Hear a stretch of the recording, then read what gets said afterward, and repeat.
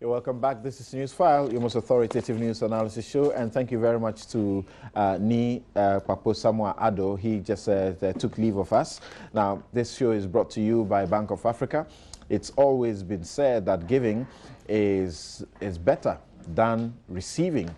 True, that's why Bank of Africa presents to you the Season of Giving promo. All you need to do is to deposit at least 300 Ghana cedis into your savings or current account, maintain or build your deposit until end of the promo, and you automatically win a prize. Yes, there are no draws.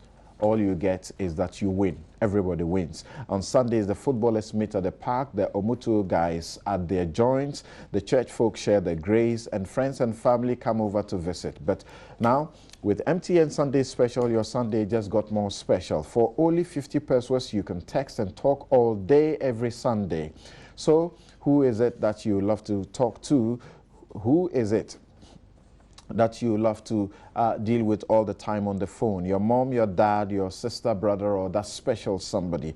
Just keep talking all day, every Sunday with MTN Sunday Special. Send yes, Y-E-S, yes, to MTN short code 5050 to sign up and say welcome to the new world. MTN, everywhere you go. Star Assurance is 30 years, and through all those years, all they have been up to is to deliver solid insurance that puts endless smiles on your faces.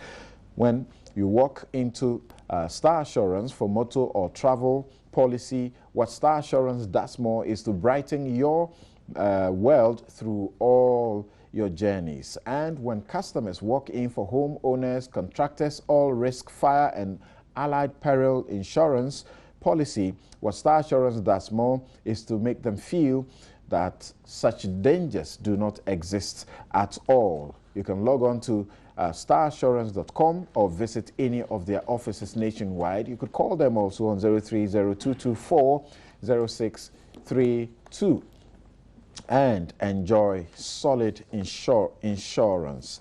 There is love in the air. How do you want to show your love this Valentine season? Flowers eventually wilt and kisses soon forgotten. Donating blood can save lives. This love season, join MTN at its annual blood donation exercise at the MTN House on the 12th February 2016 from 9 a.m. to 5 p.m. Buses will be available at Rich Towers, MTN Graphic Road, MTN Circle, and MTN 37 service centers. Join us and let's save lives together today. Save a life today. MTN, welcome to the new world. And as I announced to you last week also, Latida is doing a very special promo for the Valentine season. All you have to do is to order an African print, t-shirt, whatever you are looking for your friends, for your relatives, and Latida will do it for you at 50% discount. 50% discount. You can call Latida 020-433-6444, 020-433-6444, and that discount lasts until the 15th of February. So do it right now. Let someone feel how much you love them by giving them a very special gift that they will always remember and never forget you.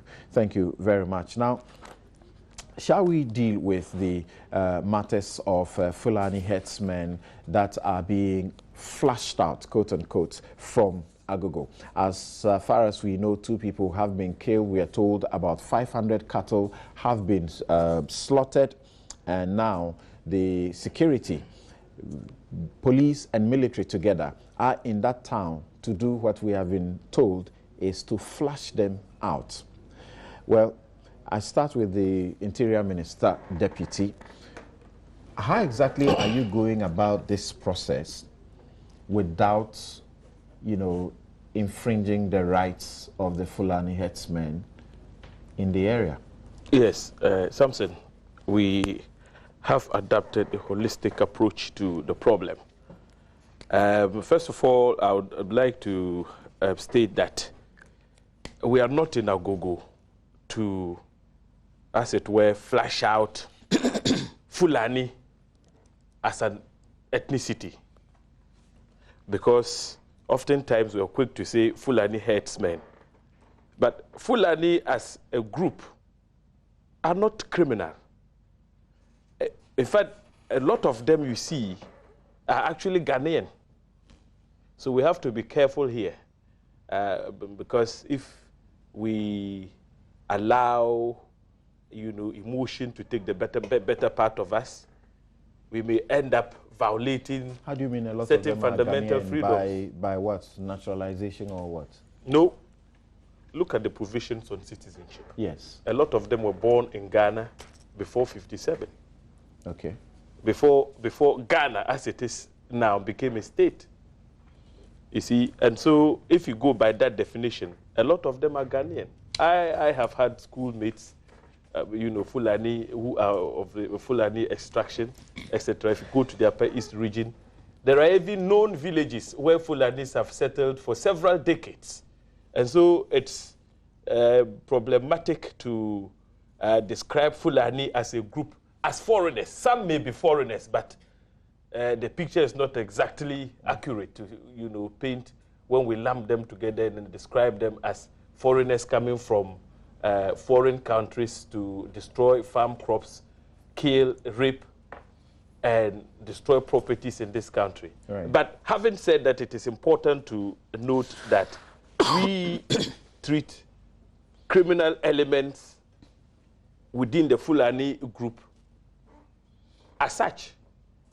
And so the mission in Agogo is to identify herdsmen who have committed crimes over a period of time and deal with them as such. So the strategy is that, and the IGP was in Agogo on Thursday. He met with various stakeholders, the chiefs, the youth, and other interest groups, the Fulani group, etc. And the decision was taken that, look, all those who have their cattle, in people's farms should confine them. And remember, most of the cattle owners are even citizens of Agogo itself.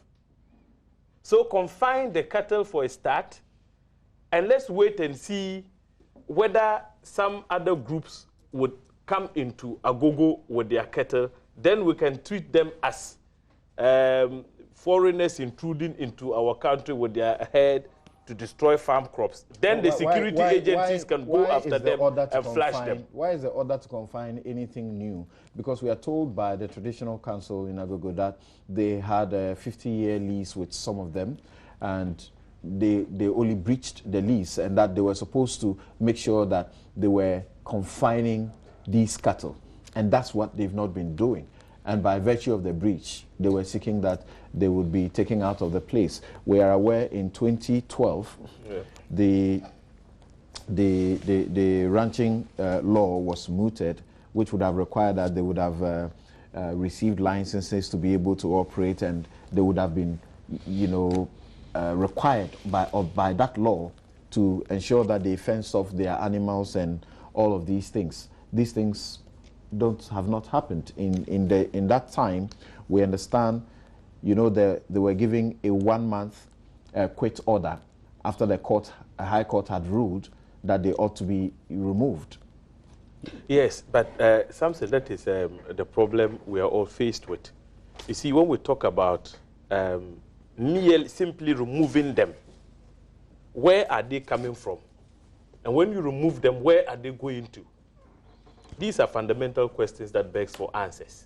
And like I said, some of the Fulanis you see are indigenous, Ghanaian. They have been here for several decades. And so it is practically not possible to remove them and send them where? So but the question is... There was a court order to that effect. Just let me quote the important part of the order. It said that they were to take the council, the Ashanti Regional Council, Security Council, was to take immediate, decisive, efficacious, and efficient action to flush out all cattle in about 7 areas. Yes. They The only exception being cattle that have been properly confined in a permitted area, unquote. Yes, and you know that we have had Operation Cowleg, and Operation Cowleg basically was formed to flush out cattle which are not confined and have the tendencies to destroy farm crops and properties. But like I said, you see, when you flush them, Samson, there's this notion that they are not Ghanaian, and so you can flush them and let them go back to where they came from. Issue is that this is actually the home of most of them. No, but and so when you flush them, stay with the issues that you refer to. Operation Cowleg, for example. Yes. You are saying that was to ensure that the cattle are confined. It means and that those that cattle operation is not working. That's why some of the cattle have strayed onto farms, leading to the confrontation that have led to the deaths. Well, Operation Cowleg, that is why I'm saying that as a country we need to look at the issue of fulani herdsmen in a holistic manner. First of all, as a country, we are actually bound by certain, international protocols, etc. For instance, you talked about ranching. We talked about land being leased to herdsmen so that they can confine their cattle, etc. Let's not deal with Agogo in isolation, because elsewhere we have herdsmen and their cattle and the problems they run through during the farming season, etc. And even those who migrate into our country in the lean season, in the Sahelian region, in the dry season, they need greener pasture for the cattle to graze. And so they move into areas that are wet and have pasture. There are protocols that ought to have regulated the migration patterns, of the herdsmen. But unfortunately, we have all not been able to comply with those, protocols. Why? It spans a long period. The Sahelian countries themselves have not been compliant. We have not been able to comply with those protocols. I think that it is something ECOWAS needs to look at and rewrite some of those, protocols. For instance, as a country, we are supposed to provide them with fodder banks, including veterinary services. I have read certain protocols that clearly stipulates that we do that as a host country, and that the countries these cattle migrate from would also give the host country advance notice, the number of cattle that would move in. But unfortunately, these protocols are not complied with because of the difficulties we have with the porosity of borders, etc. And the difficulty that we have with the nationality, the statelessness of some of the actors. No, some of them can hardly prove their statehood. It is a fact. They are born across borders. They don't have any documents to show which countries there are they protocols belong to. on how to treat stateless persons. There are protocols on how to treat stateless persons. Yeah. It's not as if it's a novel thing. Well, We know there's a protocol. It's a challenge. Interestingly, no government has sent any of those protocols to Parliament for ratification. well, but Not yours, not the governments before well, you. but once you, of course, signed up to those protocols, certain amount of obligations. Yes, but to enforce Yes. it in your country, your Supreme Court has said you can go and sign them and be bound by them internationally. But to enforce them here, for them to have the status of law here, They need to send them to crystallize Parliament into law. for ratification. No government has sent it to Parliament. We are not serious about these things. But when you're done, I'll go anyway, let me continue. And so, from the broad perspective, these are the challenges that we have had. And so, you cannot even take stock of the number of cattle that move into our country in the lean season. There's this guy who is tweeting, Kofi Asen, so he says, we are not interested in you come to tell us the problems. We're aware of them. We want you to tell us what the solutions are, what the interventions that are being taken, particularly because your ministry has some very direct, responsibility in this area. And I have said that we have engaged the stakeholders in Agogo. At the moment, with the security has been beefed up in the area. Decisions have been taken, collective ones, that requires that the indigents of the area confine their cattle. The direct directive or order is that those cattle that would move in from elsewhere from now onwards are going to be flashed out. Those who bring them in, whether they are Fulani or whatever their ethnicity is, are going to be arrested by the security agencies and dealt with. So the flashing out directive is actually targeted at those who would refuse to confine their cattle from now onwards. Okay. So it's not a blanket order that, okay. No. I'll come to you. Kuku, look, the residents simply don't want them there. Who are they? What are they? Do we have an idea, in a formal sense, who those people are? Now we told some are Ghanaians, some are not Ghanaians. Of course, some have even married. Those who are not even Ghanaians have married or had children, if you like, with Ghanaian women. So there's a mixture out there. Who are they? Do we have an idea how many they are? But marrying and having children with Ghanaian women or men does not automatically give them citizenship. No, I'm not talking citizenship directly here. I'm talking of people who are involved in that whole industry, who have an interest. They may not have citizenship or nationality, but they have a certain inherent interest now in there. So you touch somebody, then you are touching him who is, because was born here, is a Ghanaian anyway. Right. So it's a mixture. They have social, economic, cultural, and security dimensions that have come together.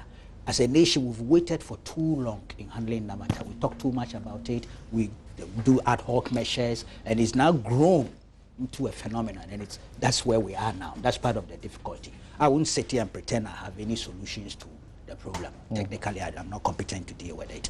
But I heard my brother James talk about a holistic approach that they have adopted.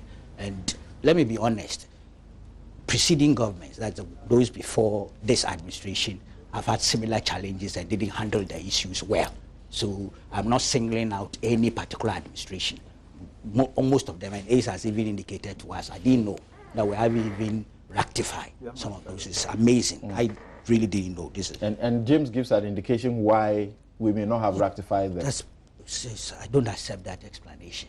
You understand? But it's pathetic, if indeed. So here we are, a whole national failure staring us in the face. But let me come to the present administration, and I have good reasons for doing so, because it spoke of a certain holistic approach. I realized that in their 2012, that's the NDC's 2012 manifesto, advancing the Better Ghana agenda. If you go to page 72, and I want to quote it, and ask him if indeed they have operationalized anything within the context of this.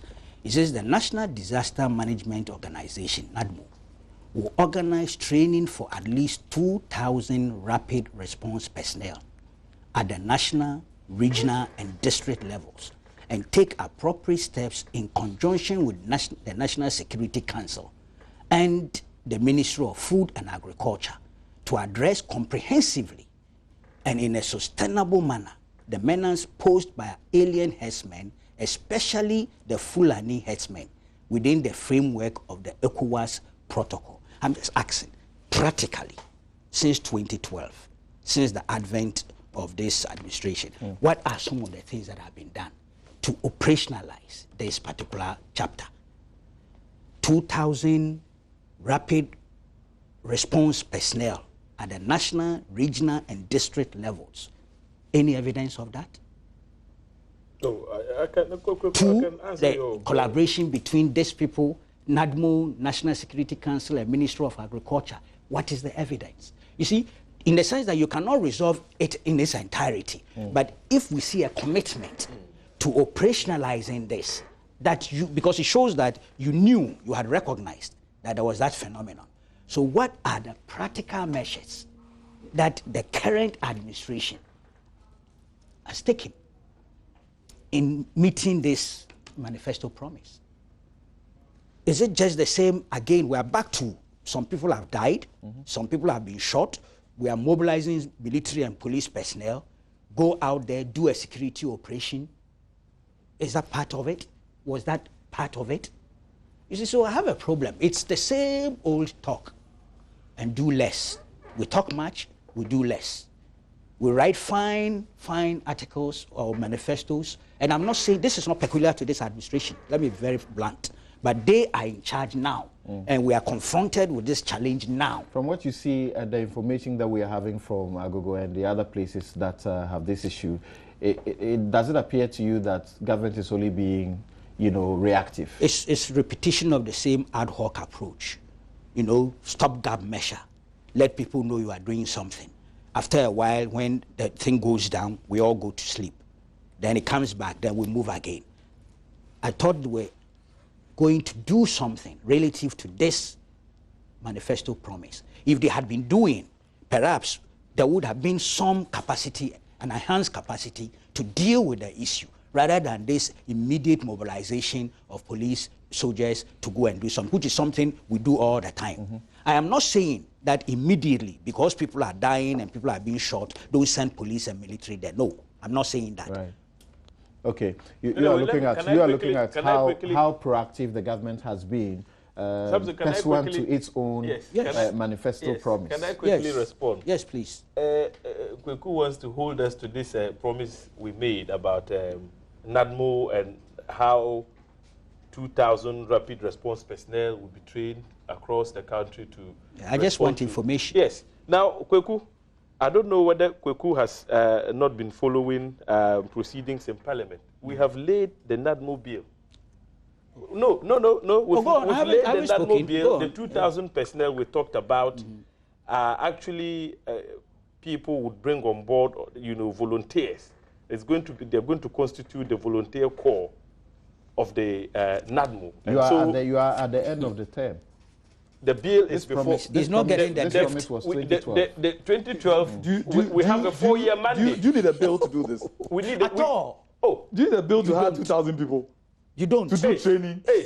NADMO is in existence. You hiring 2,000 people to train them to fulfill your purpose. You need a bill. Let me in order to restructure NADMO, let him finish his quick reaction, then I'll come to you. Yeah, but let me respond to Kweku. So the point I'm making is that before Parliament is a bill which seeks to restructure NADMO as an organization.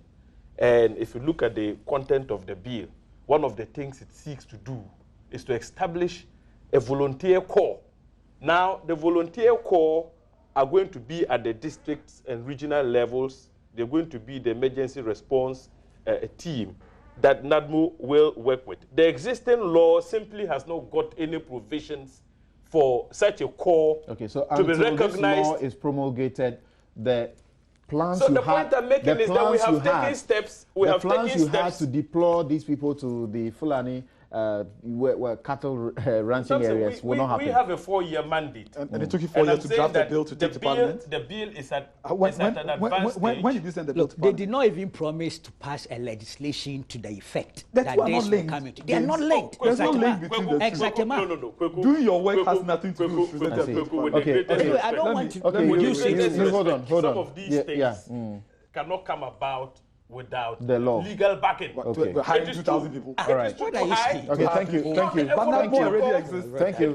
He didn't say volunteer. Thank you. They didn't say, but we are trying to. James, you haven't done the thing. You haven't done the thing. We're giving meaning to what is contained in our promise. now- And I'm now saying I'll- that as part of the It's hold on for me. process. Hold on for me. Thank you. Let me go to the phone lines quickly and talk to the national president of the Fulani community in Ghana, Sheikh Osman Barry. Thank you very much for joining us, sir. Okay, thank you. Right. What is happening, obviously, is not happening only at Agogo, and the attention now is at any place at all that you have the activity of Fulani herdsmen. What would you say is the best way out? Well, I have repeated this and again, that the solution is to have a forum where we can engage the two sides or more than the all concerned, the stakeholders in a direct dialogue. Now, dialogue means that you are going to point out areas, your grievances. And always, you are also going to listen to the areas of the blame being put against you, the atrocity that you've been said to have committed. So now, out of this thing, you learn from the other side, and each one will learn from each side, and then sincerely come out now to say, well, we, in the interest of this country, And this country can only survive well when we are able to make sure that all country outside of this country is enjoying peaceful atmosphere. So that is the only way that we can be sure that this peace is a lasting peace and a lasting solution to the problem. But if the problem is always being looked at one side, and then the other side is not properly, listened to, I don't think we are making justice to ourselves. Not to talk about the other side, and then the result that we are all aspiring to achieve, with the ultimate peace, cannot properly and satisfactorily be achieved. And this is all what I'm saying. But why is it that your people cannot keep to the simple rules of confining their cattle? No, but see, all these things you are saying, you are still promoting or promulgating the same concept of, putting the blame on the one side. Why these people are not doing this? Why this support not to avoid this? And the other side, why the other side is not complying with this? That is why the only thing now, face-to-face dialogue, organize it. It cannot go beyond any authority to organize such a dialogue. For 1 day or even 2, 3, 4 hours now, we are done with it, and we come out satisfactory. Everybody will come out now satisfactory that, well, now I have seen where I went wrong, and now I've seen what is left of me to do.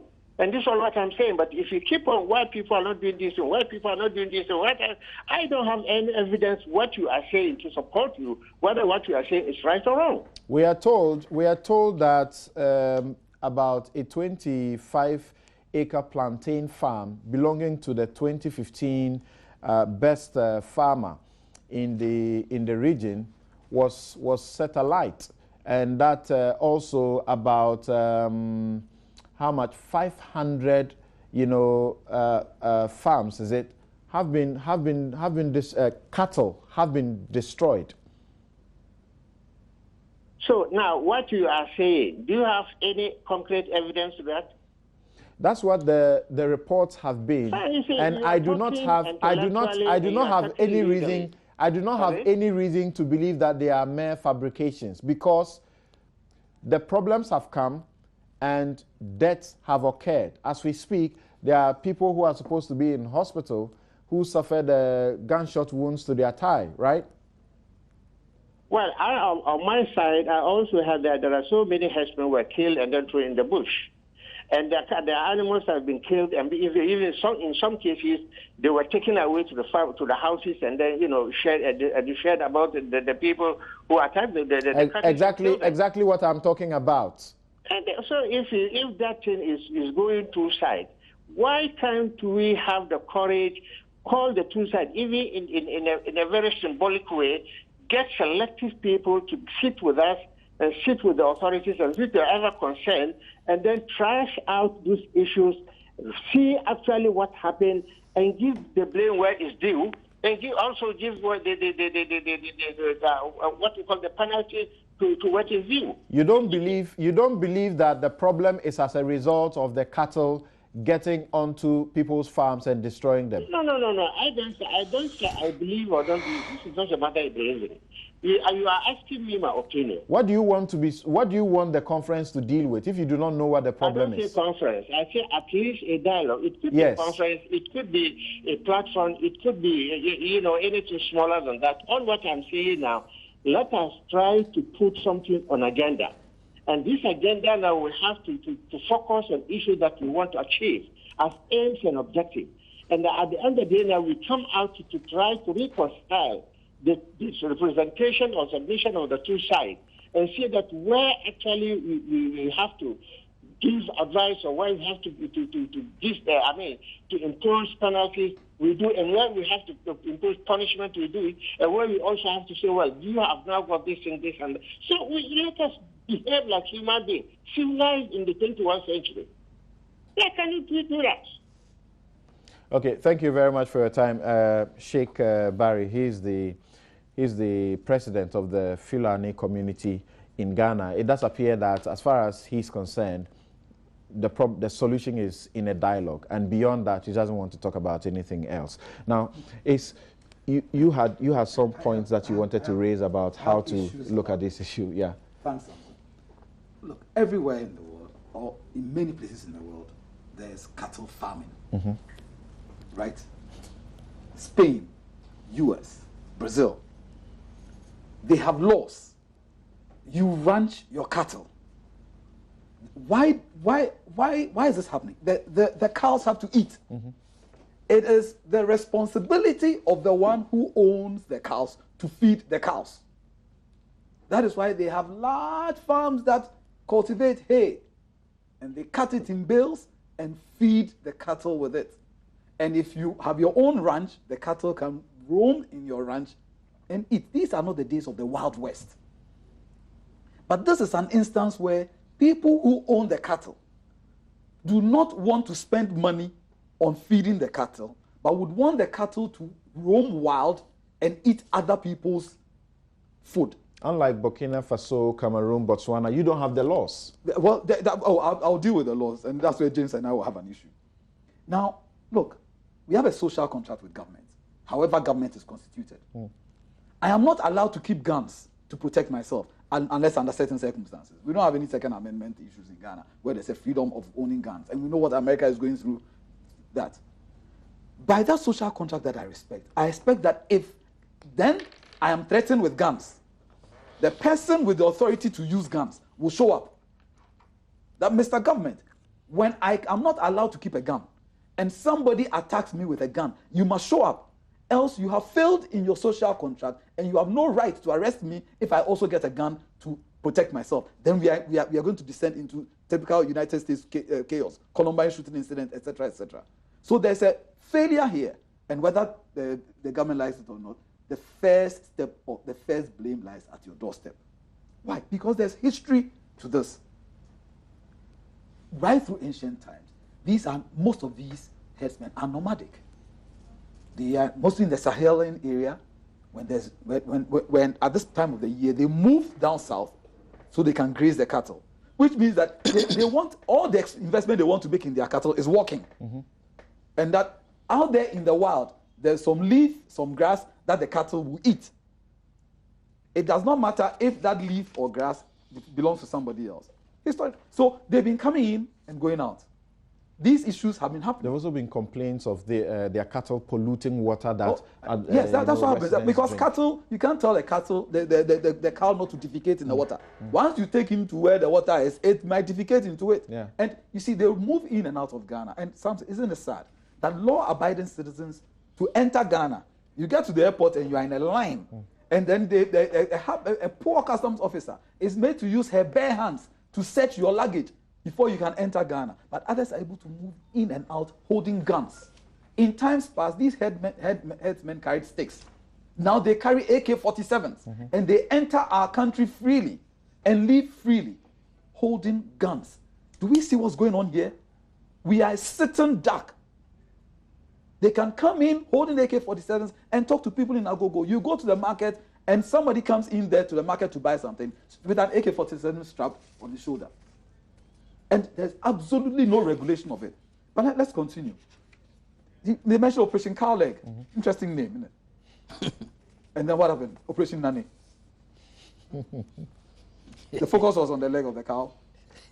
For what? Anyway, that's an aside. Now, let's talk about the destruction of farms. I'm just kidding. Don't go on that one. But it's a very interesting name to choose for such a serious operation, Cow Leg. Anyway, but let's go on. Has it succeeded? Obviously not. We haven't sustained it. Now, look at the destruction of the farms. The farmers will tell you that when they go to their farms, it is their plantain plants that have been eaten. Now you see that the plants, the trees, had actually been cut and fed, and the leaves then fed to the cows, because the cows can't reach the leaves. The cows don't have knives and cutlasses.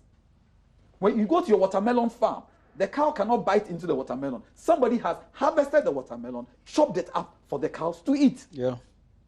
These are things on the ground, and I know James knows what I'm talking about. He has more intelligence than I have information. So this has led to a conflict with the people, because I will not allow you to feed your cattle on the basis of my farm. So I should be impoverished so you can sell meat. And so what happened? A few years ago, the Traditional Council, in an attempt to settle this, entered into an agreement with them and gave them land. Right. On condition that they would ranch the cattle. So if I've given you land, plant your own cattle feed on the land. Don't let them roam through people's farms like locusts. And by the time they are out, everybody's trees and fruit and would have disappeared. This was not followed. And so the traditional council went to court and got a court order rescinding the transaction and ordering that they be ordered to move. But of course, once you give them land, then they settle. Because the history will tell you that once that agreement was entered into, many Fulanis from everywhere came to settle. They have homes, they have married, they have children. And so there's a certain level of social integration. And so even in this, the issue, and James is right, is not that really the nationality is another issue, but the issue is who are the criminal elements? Because some are there doing legitimate business. And you just can't go and say, everybody who is of Fulani extraction, leave. It doesn't make sense. It would be illegal. Yeah. Right? But there's the issue of the conflict which has to be resolved. It comes to one thing, which then the buck stops with James. Law enforcement. The judgment of the High Court has not been enforced to date. And I say we are going to deal with this situation. We've had that judgment on our books. In fact, I know that after that judgment was passed, some soldiers and policemen were moved there. But they have not enforced it. If they had enforced it, this wouldn't happen. It boils down to law enforcement. Are we prepared to enforce our laws? The ECOWAS protocols are beautiful. But like I told James, they have absolutely no force in Ghana unless Ghana shows its seriousness by taking it to our parliament. And then we say that, well, if you can remain in Burkina Faso or North in Togo, but if you are entering Ghana with your cattle, we will allow you in, but these are the conditions. You ranch them, you make sure they have proper veterinary services, we will provide it, you pay for it. If you are entering Ghana with your cattle, we can say that if you don't have $50,000 on you, we won't let you come in. Right. Because you have to pay for the veterinary services. Can we enforce the law, or are we waiting to do continued firefighting, which appears to be politicians in and out? All they do is firefighting and hope for the next election. Thank you very much. Yes. Now, just hold on. I'm going to the phone line to speak to Dr. Emmanuel Enin, who is a security expert and director of Faculty of Academic Affairs and Research at the Kofi Annan International Peacekeeping Training Center. Thank you very much, Doc, for joining us on Newsfile. Hello. Hi, Doc. Now, straight away, how do you see Ghana resolving this problem once and for all? No, I don't think we have the capacity to resolve it. Neither are we interested. What? Because we have had the opportunity and the chances to deal with this problem, or what is seemingly becoming an intractable problem, for well over 40 years. And we've consistently had institutional failures, which we have sought to cover up until what we are experiencing now. The regulations to enforce transhumance have been there for, donkey years. The last resolutions or decisions of ECOWAS are from 1986, of which we have implemented just very few of it. And we've seen DISEC, MUSEC, and RESEC in the Ashanti region fail horrendously and are trying to cover up with these justificatory, xenophobic statements by officials. So I don't think Ghana Incorporated has the interest or has demonstrated a will to want to deal with this menace, similar to our unwillingness to also deal with the Galamsey problem. When you talk about capacity, granted, where I sit, I'm unable to assess whether we do or we don't. You are the expert, so I will take your word for it. But when you say we have neither the capacity nor the interest, is the interest not manifested, or the will not manifested in the Operation Cowleg? Look, what are the intelligence assessments upon which Operation Cowleg is not being based? When you have a district security council, which under Act 526, that is the Intelligence and Security Services Act, should provide early warning and an assessment as to how to engage in proactive preventive measures. And they've consistently failed over close to 30 years. And I'll challenge you to call the DCE of the Agogo area and called the Ashanti Regional Minister to read randomly any intelligence assessment produced by his DISEC and by the Kumasi RedSec, and called the National Security Coordinator and asked him also to read randomly what assessments he has got from the Ashanti Regional Minister based on RedSec's assessment. I heard one of your earlier speakers talking about state failure to protect us when somebody comes attacking us with a gun. And that is representative of the discordant, policy mishaps over time. Look, if DISEC in the area failed to pick up the intelligence that there was something brewing and ordinary people were arming themselves across the divide, then somebody must be sacked. Several people actually must be sacked. You see, so when you rise there now and saturate the place with police officers and then soldiers, what are they going to do? Upon what intelligence are they acting now? At least there have been deaths. People have been shot and killed. We are told of the Fulani man who was shot and killed. Now their leader, president, is telling us of many killings. The two other people that we are told were killed, including one, David Atia, in the area. The setting the farms ablaze, and also the killing of the cattle. Yes, you're only mentioning the tip of the iceberg. Look, across this country, Fulanis have been killed and buried, and because we haven't given them a voice, we don't know. But let me speak to the wider challenges that we are facing if we don't handle this thing correctly. If you listen to the narratives beginning to emerge, they are narratives of victimhood, of exclusion, of state oppression, and of hate. And we've got to be careful that does not form a basis for recruitment and for a reverse attack, which is much bigger and much more dangerous. Dr. Kwesieni, what should we be doing as a state immediately? Well, that's what I use for my consultancy, so I won't tell you. And I'm saying this, seriously. Those people your taxpayers' money and my taxpayers' money are used to pay them to sell their official vehicles and who have paid should produce those answers. I think this penchant for letting people go scot-free and to lie to us and to dismiss people's criticisms must not be accepted. Lives have been lost, and somebody, somewhere, or in official ground, must answer for it. The DISEC should answer, and that DC, if he can't, must be sacked. We should go up then to the Ashanti region, the RedSec, and say, why did you fail to pick the intelligence? Who is responsible? And the person must be sacked. And then we should come all the way up to the very top. You see, because over the past 18 months, there have been way too many intelligence mishaps in this country, leading increasingly to disturbing, security lapses. Let me just very quickly. If you take the 2010 census of all 18-year-olds and above,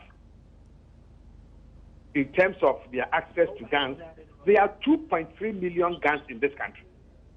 According to the Police Firearms Bureau, officially, there are 1.4 million guns registered in Ghana. Now, according to the gun laws of this country, all licenses must be renewed on an annual basis. Right.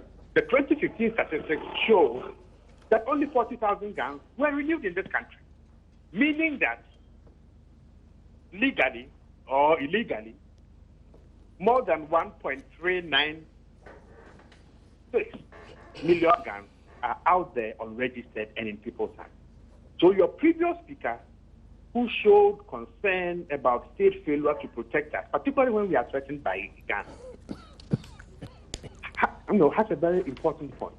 We are awash with guns and industrial explosives. A small country like Ghana, we are the largest importer of industrial explosives on this continent. Okay, what do we use all these things for? And where are they? So there are serious questions that go beyond this Fulani thing.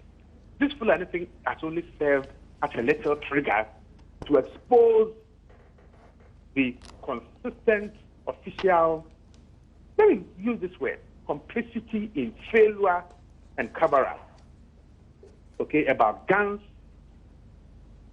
about access to land, that's about the Fulani, the signing of international treaties and agreements that we don't implement, and finally, the political, economic elites of West Africa, from Mauritania to the Sudan, are all Fulani. So we should be careful about the way that we treat the Fulani here. When we use words that we use for vermin, we will flush them out. Flush them out to where? When you flush them out from Agogo, have you prepared a place for them to go? And are we willing that Ghanaians from Mauritania to Sudan will be treated in the same way? And I think the answer is a resounding no. So I think we need a much more nuanced understanding and response to these problems that we are facing. Otherwise, in the long term, we will be the losers. There's supposed to be a ranching law which was mooted in 2012. Do you know about what is happening to it? Because you must be following some of these things. Nothing happens to it. It happened in 2012 because there was a similar crisis. We haven't implemented the ECOWAS decisions on transhumance, of which we were a member. Or we were one of the countries that talked blah, blah, blah, blah, blah, and the decision was passed.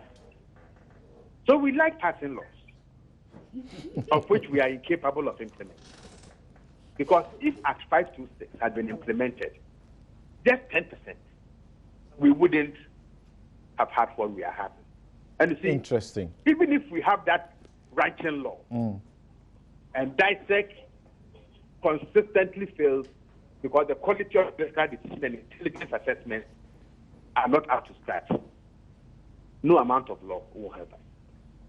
It is about delivery, it is about effectiveness, it is about competence, and it is about putting corporate Ghana at the center of what we do. Right now, it is pecuniary individualism and drives. Dr. Eddie, finally, briefly, if you can summarize for me what you see from where you sit, very special position. What you see is the potential of this problem if it is not resolved immediately. Well, basically, that we'll have the Taliban, we'll have Al Qaeda and Islamic State having a really very rich ground for recruitment based on the narratives of victimhood and exclusion that I've spoken about. And we've got very best. Because the Islamic State has already promised that, mid of last year, of a fantastic set of explosives in West Africa. Are we not overstretching the ramifications here? Oh, I've been talking about the Fulani since 2001, and I was always told I'm a pessimist. So probably let me keep it quiet here until this thing happens, and then probably you and I will have a chat, and you buy me my most favorite malt whiskey, which I'll share with you. Dr. Emmanuel Kwesieni, thank you very much for your time this morning. Okay, so yes. It was Ace who was speaking when I stopped him. So let's wrap up. I'll just wrap up. Let's wrap up. Yeah. James, so tell me honestly, you're saying that the deployment of people under NADMO needs a new law. I disagree with you. I don't think so. Right? You can hire the people and let them do the job. You can go to Parliament and get your restructuring done. But there's a NADMO right now which is backed by law. The fact that you want to enhance their operations and make their operations more effective doesn't stop them from operating now. But look, there's a manifesto promise. You haven't kept it. It's as simple as that. I know one thing about Ghanaian politicians, all of you James, your people, all the parties. The best way not to fulfill the promise is to hide it in your manifesto. Because once it's in the manifesto, you are sure that it won't happen. I didn't hear that. I mean, now all of you and your MPP friends and everybody. That's what I say about you people. You haven't done track record. We have a track record of fulfilling manifesto promises. I can sit you for 3 hours. Now dismantle this inch by inch. Oh, Don't really? even start. But let's deal with this. What are you going to do? The people of Ghana want to know. Are you going to compel ranching and enforce ranching Can we have some basic application of simple rules that have worked everywhere in the world and can work here? Because I sit here and I don't feel safe. If these people can move in unrestrained with AK-47s, who is feeling safe here? You want to tell us that we should sleep and keep our doors open? Dr. Enin confirmed. There's a danger Dr. here. Enin confirmed what is So the what are you examples gonna that do? AIDS gives. Good. Let me. That you are going to the market in Agogo to buy tomato or something, and you have AK-47 on your shoulders. Look, I wouldn't be allowed to do that. Look, Samson, let us not sit here and pretend that we don't have a problem with arms proliferation in our country. But at the same time, we must also admit that government has done a lot to deal with the problem. Our efforts may not be enough to completely resolve the problem of arms proliferation. The government. Why? We have to understand one thing. Over a period of time, our sub-region has been turbulent, starting from Liberia, Sierra Leone, Cote d'Ivoire, an island of Mali, peace. and even Nigeria. And so, arms even move across. Sometimes. These herdsmen, tonight, the guns I'm they going to carry. Let me make The a guns point. they carry. The way you are saying this thing, I'm scared. The guns they carry. Let me make a point. I need the guns. They may not be licensed, but the point I'm making is that government's own efforts have been to get all arms. You see, I asked the question whether the guns they carry We don't are license licensed because Yes, I know you that's a don't problem. An license them. automatic rifle will not be licensed. In law, You can't license an automatic rifle. That's why I was that. asking. So, Yes. so if you We don't don't license license them, You don't license and some we machine see them guns. carrying them. It's pistols and pump action guns, right? A says people go openly brandishing their AK-47s in Agogo market. They go to buy, from the markets and so on. I should think that is an exaggeration. Samson, if you are caught, that is an exaggeration. If you are caught, please. When was the That is last an time anybody... exaggeration. Look, the people are using AK-47s now. When was the last time you arrested anybody in Agogo holding an AK-47? You tell me, you are the deputy minister. Tell me. You haven't done it. You don't do it. And it is the truth. You just remarked that if you go to Agogo market, you see people. No, wait, be careful. Openly, they Be careful. brandish their weapons. No, and listen, that he's is carrying... exaggerated. It's okay. Because It's the police exaggerated. in Agogo would immediately apprehend anybody who is a civilian. Do you know what? After this show, I'll show you that as deputy minister, the information but something I think messages. I should respond to some of the issues Dr. Enin raised. It's Right. important. Quickly, Dr. very Enin, yes, quickly. Dr. Enin says Ghana has become the leading importer of industrial explosives. The information I want to put out there is that Ghana is a hub for the import and export of explosives within the sub-region. And so we are in trouble. And so, please, why are we in trouble? I'm scared. Why are we in trouble? Ghana is a hub. We have actually held meetings. Where's your law? How you regulate it? The arms and ammunition law is there. We regulate it. The you don't- ministry issues You licenses. can't even protect your country. You say the if ministry you want issues- If you want to proliferation here. respond to every No, exactly. issue that So let the conversation racist, flow. then you will not be able to Let the take a conversation submission. flow. Let the conversation flow. You go ahead. You see, and so it is important to state that the importation of industrial explosives is well regulated in this country. Those who import them are supposed to keep armories. The CID, the police, will inspect the armories to ensure that they are safe enough for the storage of those explosives. But most of the companies, when they import them, we are the hub, they in turn export to other countries within the sub-region. It's a revenue earner for the state. Let's not run away from that. Good point. And so, point I want to make is that there's no cause for alarm in relation to the position of Ghana as a leading importer of industrial explosives. Let us make that point clear. He said we have failed abysmally in our fight against Galamsey operations in this country. I should say that government should be giving credit for the efforts we have made to deal with the issue of Galamsey. F for effort. We A are for- all A for aware. product. For the first time in our history, we deported many foreigners, over 5,000 foreigners. It is the government of President Mahama which had the courage to do that. What Galamsey is not just by foreigners. Other governments in our recent past did not have that courage. So But I James, wouldn't it is say we President have Mills who said failed. that Galamsey people are Ghanaians. We have failed to deal with the issue of Galamsey. You have only dealt with foreign If for nothing Galamsey. at Have you all, dealt with local we should be giving Galamsey? credit for Nobody gives you spirit. credit thank for you. effort. Thank you. Let me Where's now- the product? Enthusiasm we Thank have you. to deal with Thank Galamsey. you, thank you, James. Let me now share some messages with you We should. coming from our listeners and viewers. You haven't This dealt one with says, Galamsey. You can't even enforce the this law. one says two quick questions, and it's coming from John. Oh, you don't know the law. The national sports skills. John says, law. sorry. You can't enforce it. John is sending from Senya, and he says, two quick questions. What happens to the CJ when the CJ engages in an act which violates the Constitution? Well, we spelled out the avenues that were spelled out by the Supreme Court itself. Add the speaker. Number two. Add the speaker. The Speaker of Parliament, right. Okay, that's also interesting. Number two, can a private person violate the Constitution? And this is a question also that Professor Akukwasar has been asking on social media, that whether a private person can violate the Constitution. If I lock you up and throw the key, we have violated the If you Constitution, try right? to overthrow, That's what you think about. you commit high treason. And Kweku mentioned the Speaker because, recently the Supreme Court held that he had violated the Constitution by refusing to be sworn in, and that was the end of the matter. This one from Kath in Manchester. He says, please let's be fair to the Fulanis as I see some kind of discrimination there.